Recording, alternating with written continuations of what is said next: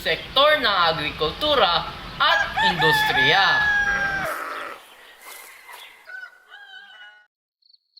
Mga hamon sa agrikultura, hamon sa ating bansa.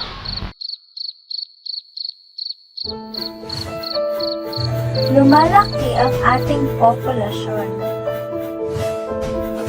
Nasa tinatayang 170 milyon ang dami ng mga Pilipino sa taong 2050.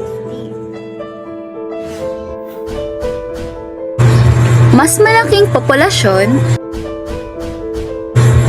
mas marami at iba't iba ang pagkain kakailanganin. Mas maraming bigas na kailangang isaing.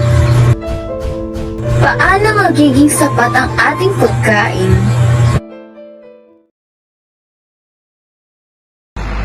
Sa katuparan ng sapat na kita para sa ating magsasaka. At hikayatin ang pamumuhunan para sa agrikultura na nag-uudyok ng kaunlaran. Implemento tamang batas at mag-distribute ang lupa ng maayos. Unahin ang mga pamumuhunan na maaaring tumaas at makapagpapanatili ang agrikultura. At kailangan natin itaguyod ang pagsasagawa ng sustainable farming practices at modernong teknolohiya. Bilang isang mamimili, dapat nating suportahan ang lokal na agrikultura sa pamamagitan ng pagbili ng kanilang mga produkto.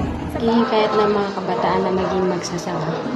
Sa pagkakaisa at suporta, maaari natin palakasin ang sektor ng agrikultura at tiyak ang ating kinabukasan.